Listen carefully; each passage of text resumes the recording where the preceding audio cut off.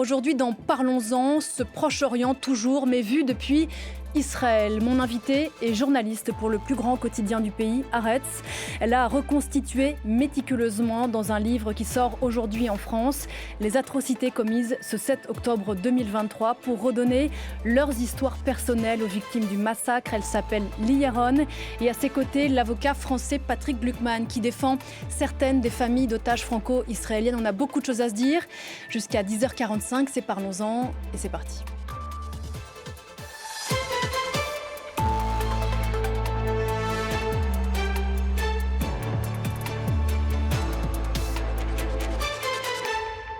Dans Parlons-en, aujourd'hui, on prend le temps de prendre des nouvelles de la société israélienne, un peu plus de 200 jours maintenant après le 7 octobre, journée la plus meurtrière de l'histoire de ce pays. 1200 personnes tuées, 250 kidnappées, 5000 blessés. Avec moi pour en parler, Li Yaron, bonjour.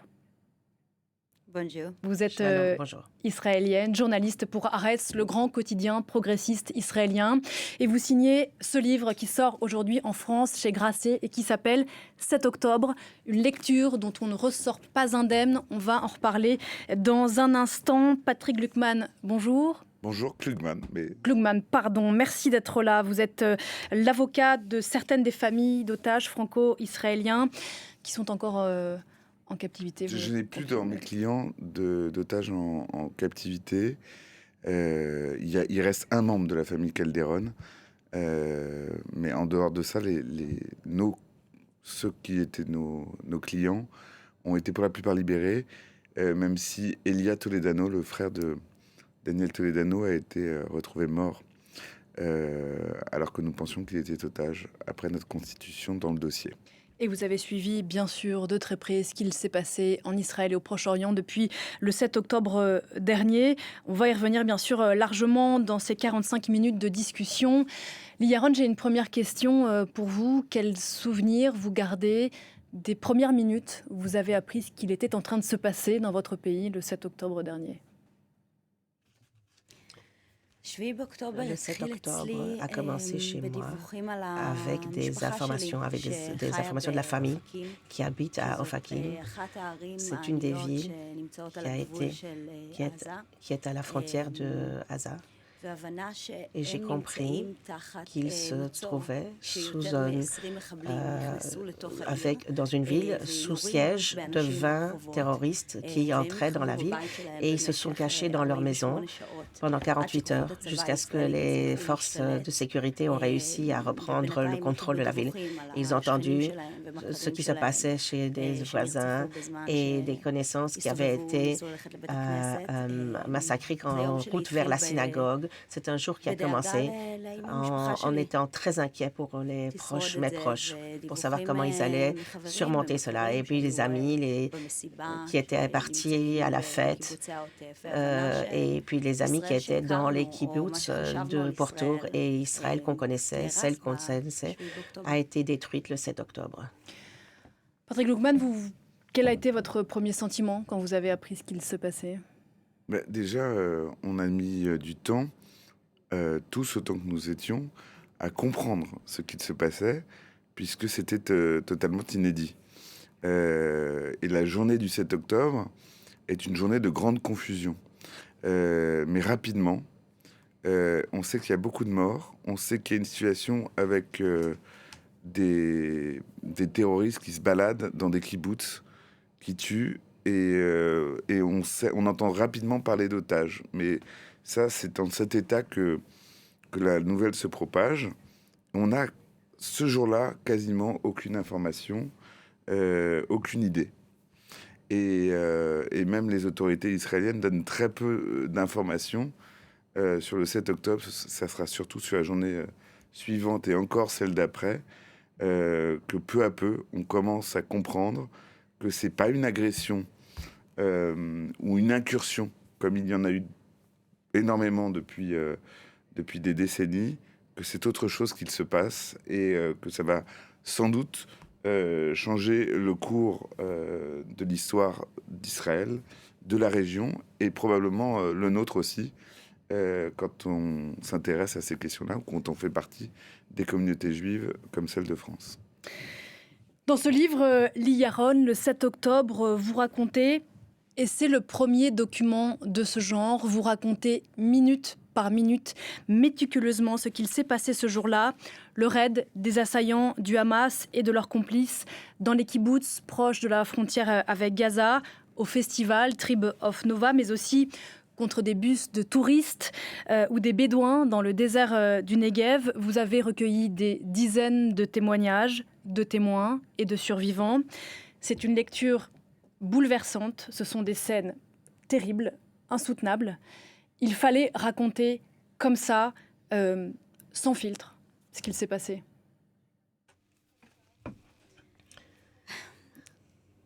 Il y a des filtres. Tout n'est pas qui est difficile de raconter vraiment comme elles se sont vraiment passées ou comment ça s'est fait, et même le croire.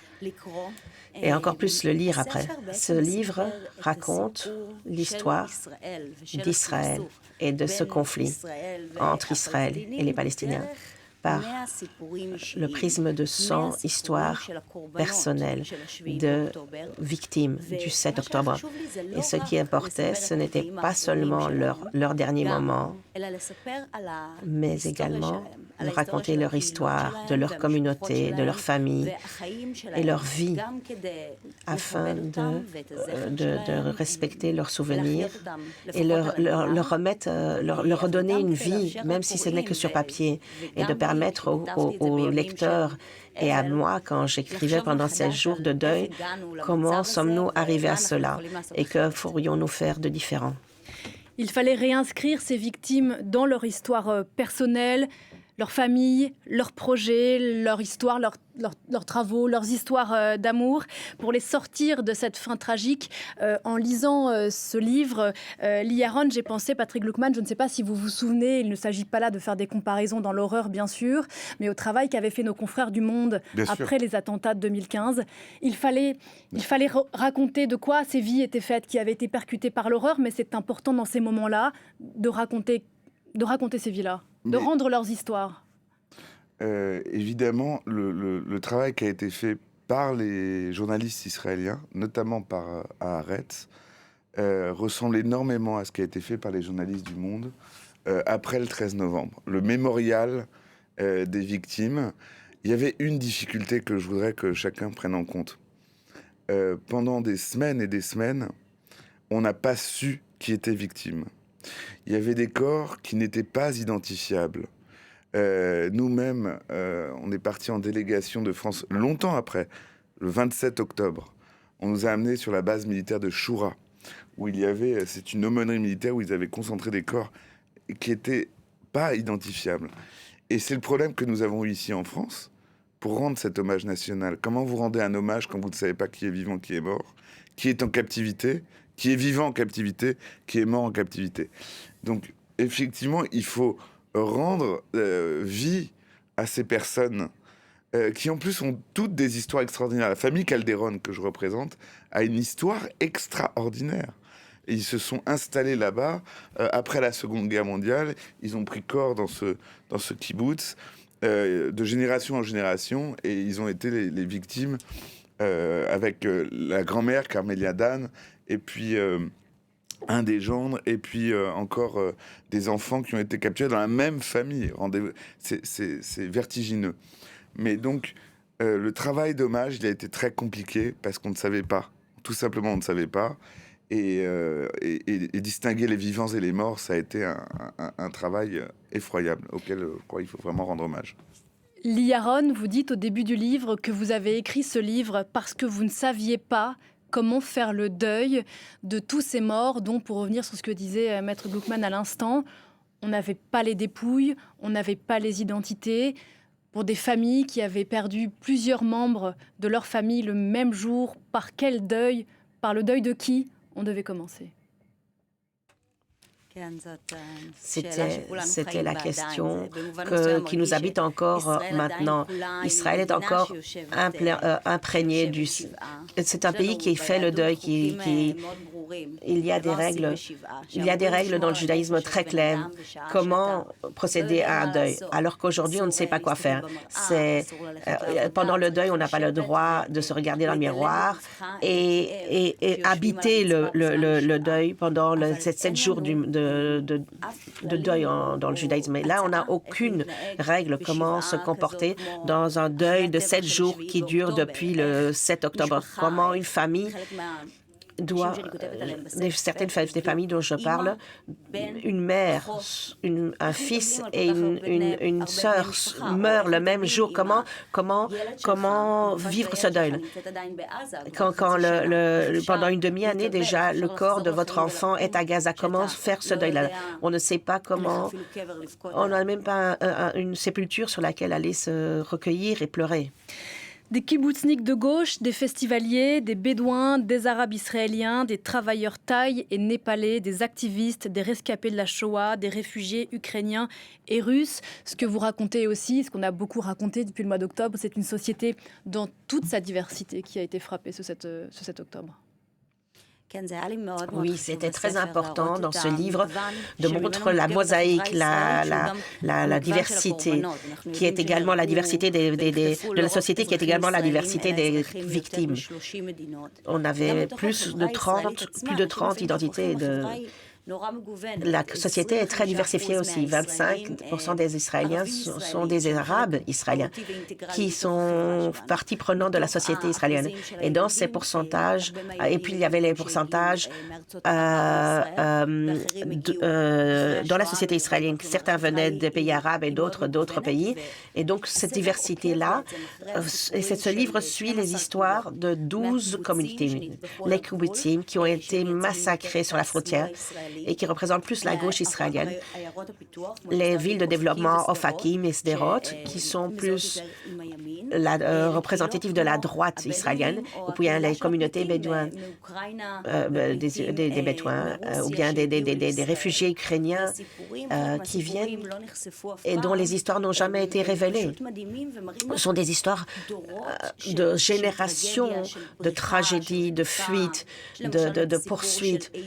Et l'histoire de Eitan, un enfant de 16 ans qui vivait dans un orphelinat d'Odessa, qui s'enfuit des missiles de Poutine et de tous il arrive en Roumanie dans un orphelinat, il quitte l'orphelinat en Roumanie et il arrive en Israël et il ne pensait jamais que sa maison serait détruite par des missiles du Hamas. Combien de maisons cet enfant juif doit-il encore fuir? Oui, Patrick Gluckman, c'est une société dans toute sa diversité qui a été... Oui, et en plus, ce dont on ne se rend pas compte ici, c'est quels étaient ces kibbutz qui ont été attaqués comme si c'était des bases militaires. Mais quand vous allez à Niroz, à Be'eri ou à Kfar Aza, c'était des endroits, c'était des oasis de coexistence pacifique, de gens qui étaient les plus impliqués dans la coexistence concrète avec leurs voisins gazaouis. C'était, à part ça, ce sont des kibbutz, donc vraiment des sociétés où on partage tout, on a une certaine utopie collective.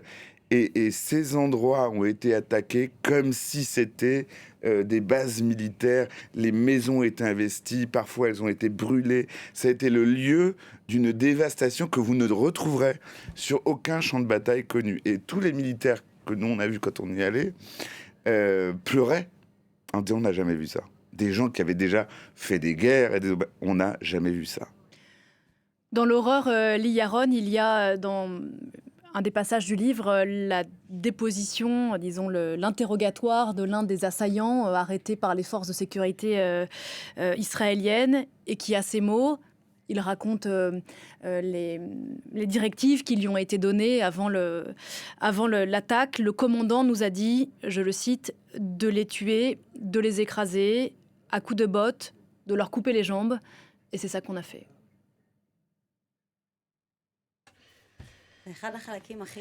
C'est un des passages les plus difficiles. Je l'ai commencé. C'est une partie sur les travailleurs népalais et thaïlandais pour travailler dans l'agriculture. Ils étaient un groupe de 17 personnes et trois seulement ont survécu. Et j'ai fait des interviews avec les survivants. Et une fois que j'ai terminé les interviewer, j'ai lu le rapport de l'Armée et ils se sont demandé à chaque fois pourquoi est-ce qu'ils nous ont attaqués, pourquoi est-ce qu'on nous attaquait. Nous étions népalais, thaïlandais. Ils n'ont pas compris quand ils se cachaient dans l'abri que ceux qui s'approchent, ils ne savaient même pas si c'était de l'hébreu ou de l'arabe quand ils le parlaient parce qu'ils ne reconnaissaient pas les langues. Quand ils ont entendu, ils pensaient que c'était leur patron qui parlait en hébreu car les langues se ressemblent quelquefois. Donc ils sont partis vers eux et comme ça les deux premiers étudiants qui étaient venus travailler là dans l'agriculture aussi ont été tués. Ils pensaient que c'était leur patron. Donc ces interviews, ces interrogatoires m'ont montré une telle horreur que ces terroristes ont fait qu'on voit qu'on leur avait donné l'ordre de violence, de viol, clairement violer. Depuis ces gens qui ont ramassé les corps, on le sait qu'il y a eu de nombreux viols. On ne digère pas encore, on ne capte pas encore cette horreur. Et ces étudiants qui ont survécu, mais passent des opérations et survivent et se demandent ce qui s'est passé. Ils n'arrivent pas eux-mêmes à intégrer ce qui s'est passé. Et pourquoi personne ne voit notre souffrance, notre douleur?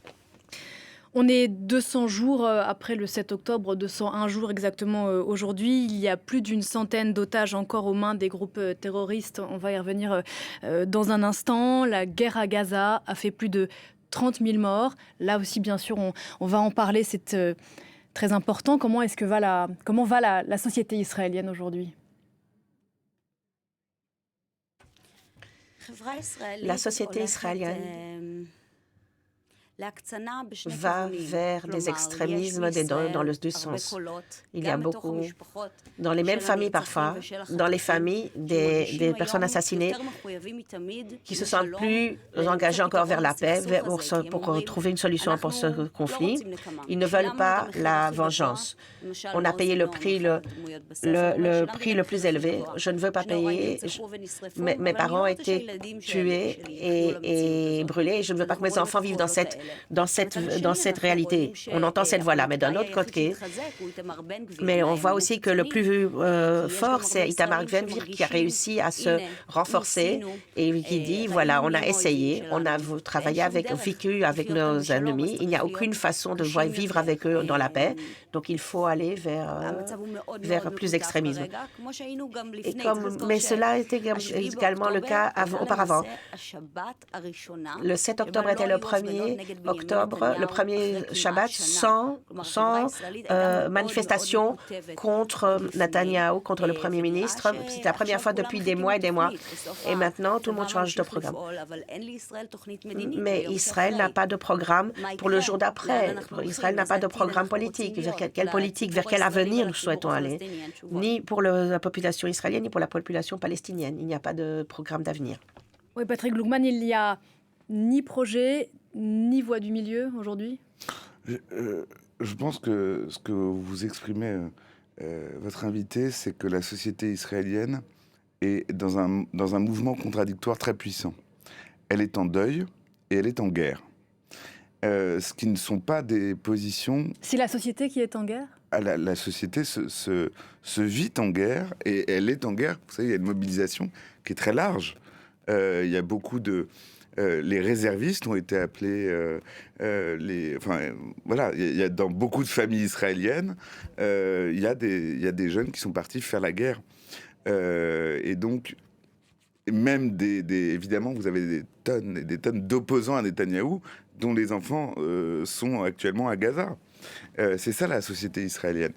Je pense qu'il y a un consensus qui commence à s'installer dans le pays, que Netanyahou est aujourd'hui incontestablement une partie du problème et plus de la solution. Mais on ne sait pas résoudre l'équation que dans ce moment, le pays ne peut pas assumer des élections sans se désorganiser. Donc, vous voyez, j'ai le sentiment, moi j'y suis allé 3 fois depuis le 7 octobre, d'une contradiction permanente. En même temps, ils veulent... D'abord, il y a quand même 140 otages qui sont encore là-bas. Et vous avez une divergence entre ceux qui disent la guerre à tout prix et ceux qui disent les otages d'abord, ce qui veut dire des négociations, ce qui veut dire des cessez-le-feu. Et cette dispute est de plus en plus virulente, notamment dans les familles d'otages qui se font de plus en plus entendre. Donc, je dirais qu'il y a beaucoup de voix cacophoniques qui ne se taisent pas. Il y a à nouveau des manifestations à Tel Aviv, ce qui vous montre quand même la vigueur démocratique de cette société.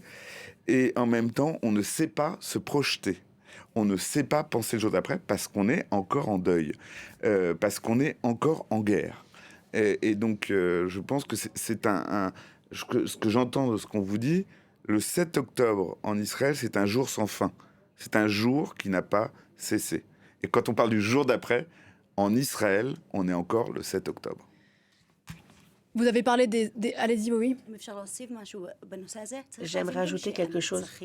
Les tués, que de nombreuses personnes qui ont été assassinées, comme Viviane Silber, sont des combattants pour la paix, pour la 94 vote pour la gauche et le centre. Et ils croyaient à une solution diplomatique. Alors que maintenant que ces communautés ont été brûlées, détruites, et seulement 10% et même 10% sont encore en otage.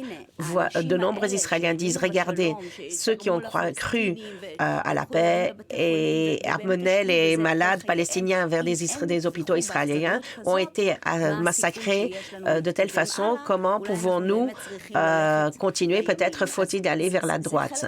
Donc c'est une chose très importante et très essentielle dans le discours israélien en ce moment. Et le discours sur la gauche quand il y avait la précédente fois, Gilad Shalit avait été enlevé, plus de 1000 personnes avaient été libérées pour le rendre, alors que le gouvernement maintenant ne veut pas faire tous les efforts pour le faire revenir les personnes détenues là-bas. Elles se sentent, ces familles, trahies par leur propre pays, comme elle ne pensait jamais l'être. Ce qui est sûr, c'est qu'il faut comprendre, et on ne le comprend pas ici en France, ce qu'il restait du camp de la paix a été assassiné physiquement. Et donc évidemment, ça donne lieu à une espèce de découragement de la solution politique générale, c'est-à-dire pas que chez les plus extrêmes. Et à part ça, évidemment, tous ceux qui disaient il n'y a pas de solution politique, il n'y a qu'une solution militaire, aucune coexistence n'est possible avec les Palestiniens, s'en trouvent renforcés. Pour autant, ce n'est pas la voix qui domine en Israël. Mais il faut comprendre, le camp de la paix a été physiquement assassiné, liquidé.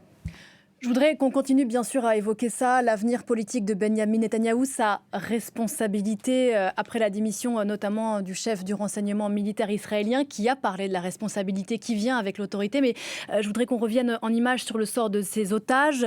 Il n'y a quand même pas beaucoup d'endroits dans le monde où il y a encore 140 personnes. Les chiffres ne sont pas très clairs, mais encore en otage. On va voir quelques images à ce propos commentées par Bilal Tarabi. On y revient juste après.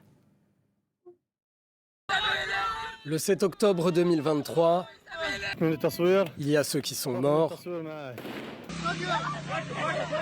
et ceux qui ont été enlevés. Marche! Environ 250 otages, hommes, femmes, enfants et même bébés, monnaie d'échange du Hamas, autant que son bouclier humain contre Israël. Après 14 jours de captivité, première libération, celle de Judith Taïranan, 59 ans, et de sa fille Nathalie Shoshana, 19 ans, relâchées par le Hamas, officiellement pour des raisons humanitaires. 4 jours plus tard, et pour le même motif, Nourit Cooper, 79 ans, et Yocheved Lifshitz, 85 ans, sont libérés. Le Hamas semblait prêt pour cela. Il s'était préparé depuis longtemps. Il y avait tout ce dont des hommes et des femmes pourraient avoir besoin, y compris du shampoing et de l'après-shampoing. Le 27 octobre, début de l'offensive terrestre sur Gaza. 2 jours plus tard se déroule la première libération d'otages réalisée par l'armée israélienne, celle de la soldate Ori Megidish, 19 ans. Mi-novembre, débutent les manifestations pour réclamer le retour des otages. En parallèle de la découverte de premiers corps sans vie, celui de Judith Weiss, 65 ans, employée d'une école maternelle, et celui de Noa Marciano, une soldate de 19 ans. Fin novembre, une marche s'élance de Jaffa vers Jérusalem pour demander des comptes au gouvernement israélien. 7 membres de ma famille sont à Gaza. Nous devons les ramener à tout prix. Le 19 novembre, l'armée israélienne diffuse des images qui prouvent, selon elle, que des otages ont transité par l'hôpital Al-Shifa de Gaza. Première lumière, fin novembre. Pendant la seule et unique trêve à ce stade de cette guerre, 105 otages sont libérés, dont une trentaine de mineurs et une cinquantaine de femmes. Parmi elles, la franco-israélienne Miachem, 21 ans. La plupart des hommes libérés, quant à eux, sont des travailleurs thaïlandais, ouvriers agricoles dans les kibboutz. L'année s'achève sur une bavure mi-décembre. L'armée israélienne admet avoir tué par erreur 3 otages qui faisaient signe aux soldats pour les aider à fuir, provoquant la colère de l'opinion.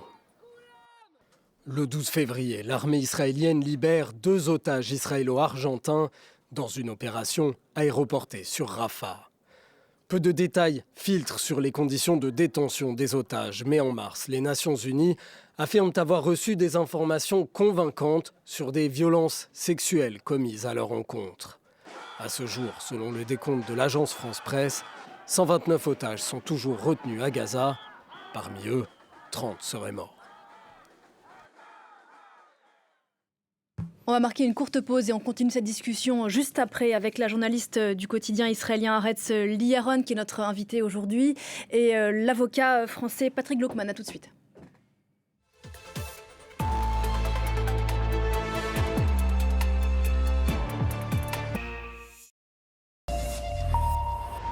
10h30 ici à Paris, bienvenue à vous si vous nous rejoignez. Nous sommes dans la deuxième partie de Parlons-en consacrée aujourd'hui au Proche-Orient, vue de la société israélienne. Notre invité aujourd'hui, Liyaron.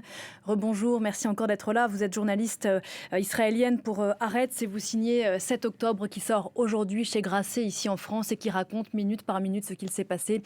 Ce 7 octobre 2023, nous sommes aussi avec l'avocat français Patrick Gluckman. Rebonjour à vous et merci encore. Juste avant la pause, on évoquait le sort des 130 otages israéliens qui sont toujours à Gaza. On a vu ces images de chaises vides au Seder, le traditionnel repas de la fête de la Pâque juive. Est-ce que vous avez l'impression qu'ici, on oublie ce que ça veut dire, ce que ça représente, 130 personnes dont on est sans nouvelles depuis plus de 6 mois maintenant? La fête de Pessah est la fête la plus difficile que j'ai eue et je pense aussi que c'était la plus difficile pour tous les Juifs du monde. Comment pouvons-nous fêter la libération quand tant de personnes parmi nous sont encore pris aux mains du Hamas? J'ai fait dans ce livre plusieurs interviews profondeurs avec des otages qui sont revenus, qui ont été libérés et qui pourront continuer leur vie et je comprends comment eux-mêmes restent là-bas, sont dans les tunnels et vivent et revivent ce traumatisme quand ils étaient en captivité. Certains ont été en captivité avec Noa Argamani quand elle a été enlevée sur la moto. Et la mère de Noa est en train de mourir du cancer et tout ce qu'elle demande, c'est de revoir sa fille. Et on ignore si Noa est encore vivante ou ne l'est pas. Il y a tant de victimes. Encore du côté palestinien aussi. Et nous ne voyons pas le gouvernement israélien allant vers un accord, une négociation pour ramener les otages. la rue veut et exige le retour de ces détenus, de ces otages, et c'est la première demande des Israéliens. 140 otages dont on ne sait pas s'ils reviendront un jour et combien sont morts malheureusement sur ce chiffre-là. C'est la responsabilité personnelle de Benyamin Netanyahou. Mais avant de vous répondre à votre question, je voudrais faire un commentaire sur ce qui vient d'être dit. J'ai le sentiment terrible que tout ça, aujourd'hui, c'est une affaire juive. Malheureusement. Quand il y a eu le 7 octobre, nous avions la conviction, même professionnelle, très largement partagée, que nous avions vécu une attaque d'une telle ampleur qu'elle était constitutive de crimes contre l'humanité et pas simplement d'actes de terrorisme. Je vous parle comme un avocat qui en a vu d'autres. Aujourd'hui, j'ai le sentiment, justement parce que on était dans les fêtes de Pessah, que à toutes les tables, dans toutes les communautés juives du monde, il y avait une chaise libre pour les otages, on a fait une prière pour les otages, même ceux qui font pas de prière d'habitude, mais qu'en dehors de cette affaire qui est devenue de résonance mondiale dans les communautés juives, j'ai le sentiment que la guerre à Gaza reste un sujet, les victimes gazaouis restent un sujet. Les otages israéliens aussi, ils sont sur les façades de certaines mairies. On ne peut pas dire qu'on ne parle pas des otages israéliens. J'ai le sentiment qu'ils sont entrés, ils restent dans la mémoire juive et qu'ils sont en phase d'oubli, voire pire, dans toutes les instances judiciaires ou politiques ou médiatiques internationales. C'est le chaos ambiant. Le fait est que nos sociétés sont comme ça.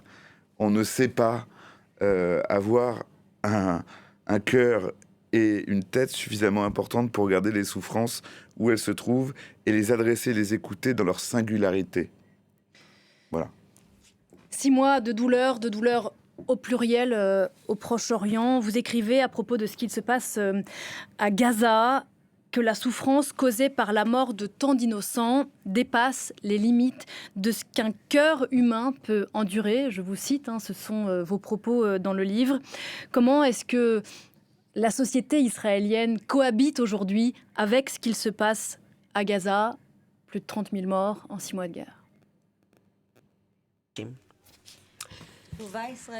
La réaction israélienne est une réaction naturelle quand ils voient ce qui s'est passé, comment les enfants étaient des enfants innocents des parents. Le cœur est brisé et les images de Gaza sont terribles. L'idée était de faire tomber le Hamas, mais pas les Palestiniens. Et beaucoup trop de Palestiniens paient un prix trop élevé. Et beaucoup d'Israéliens sont terriblement choqués. Mais ils sont encore tant dans leur propre souffrance, dans leur propre douleur, qu'ils ont du mal à revoir la douleur des autres. Et là aussi, la société est divisée. Mais le gouvernement que nous avons là n'est pas représentatif. Ils sont beaucoup plus, la société israélienne est beaucoup plus en attente et en désir de paix que le gouvernement. Et je ne pense pas que ce gouvernement reflète la société. Quand Israël est sorti de Gaza en 2005 avec Ariel Sharon, il y avait un grand soutien dans la société israélienne car la société voulait échanger des territoires pour la paix et certainement ceux qui étaient dans le pourtour voulaient arriver à une autre réalité. Les médias israéliens ne montrent pas les images que vous montrez ici. Les médias, et même celui d'où je viens, sont plus occupés par la douleur des Israéliens et ne montrent pas les images que vous voyez. Alors, qui donc n'est pas en diapason avec la douleur qui se fait ailleurs, mais là, en ce moment, pas tout le monde peut se remettre à ce diapason et parle beaucoup de sa propre de sa souffrance. Et on ne peut pas être comme ces familles qui sont prêtes à reparler de paix, même si elles ont perdu les plus proches. En 2 mots, Maître Gluckman, parce que le temps nous manque, est-ce qu'en Israël, on est conscient aujourd'hui du niveau de destruction Non, alors il y a une chose qui est très importante. Ils ne voient pas les mêmes images que nous, et c'est entièrement compréhensible, vu leur point de vue. Enfin, les images, si on veut les voir, on Ah oui, peut les voir, mais bien sûr. Je suis d'accord, mais il y a aussi un phénomène de post-trauma du 7 octobre. Et il faut l'entendre. En même temps, vraiment, le commentaire qui vous a été donné est parfait. Les Israéliens sont majoritairement conscients qu'il y a une responsabilité grande du gouvernement. D'ailleurs, tous les sondages vous disent que s'il y avait des élections demain matin, la coalition actuelle ne serait pas reconduite. C'est pour ça qu'elle s'accroche et c'est pour ça qu'elle ne va pas aux élections et c'est pour ça que la catastrophe continue. Vous voyez, c'est un espèce de cercle infiniment vicieux. Donc, mais je dirais que non, les Israéliens ne sont pas autant impactés que nous par ce qui se passe à Gaza en termes de destruction, en termes de problèmes humanitaires, en termes de victimes. Mais encore une fois, on peut l'entendre. Ce qu'il faut, c'est arriver justement à avoir une voix médiane, ne pas oublier ce qui s'est passé en Israël, regarder ce qui se passe à Gaza. Et si on arrive à avoir ces deux images en confrontation, les solutions directes, elles arrivent assez vite. Libérer les otages, imaginer un nouveau champ politique, remettre, comme le fait l'administration américaine, la solution des deux États sur l'agenda politique immédiat. Vous voyez, tout est assez simple quand on regarde les deux champs. Enfin, simple. Liyaron, vous travaillez pour Haaretz, c'est le journal progressiste israélien, c'est la bête noire de Benjamin Netanyahou, qui n'a jamais, à la différence du patron du renseignement militaire israélien qui vient de démissionner, qui n'a jamais reconnu sa responsabilité dans ce qu'il s'est passé. Sur quoi tient encore la promesse qui est faite, qui a volé en éclats, d'assurer la sécurité aux Israéliens ? Sur quoi ça tient aujourd'hui encore son pouvoir? Coalition. Netanyahou a décidé que la responsabilité des événements était de la responsabilité des militaires, bien qu'il ait reçu lui-même les informations comme le chef de l'opposition les avait reçues. Netanyahou, selon toutes les estimations, ne quittera pas son poste, à moins qu'on le force, mais rien ne le fera partir. Comme vous l'avez bien dit, s'il y avait aujourd'hui des élections, le parti de Gantz et Eisenkot, les centristes, gagnerait les élections. Nous devons nous souvenir que cela fait 16 ans que Netanyahou est Premier ministre, le plus longtemps même que le fondateur d'Israël, David Ben Gurion. Et il a aussi des procès et donc cette situation légale de corruption contre lui lui a fait choisir une coalition de l'extrême droite la plus forte en Israël. Et il a un intérêt pour Netanyahou de continuer cette guerre, car si elle s'arrêtait, nous aurions les élections et il veut éviter ces élections, donc il continue et il traîne cette guerre. Ce qui est étonnant, est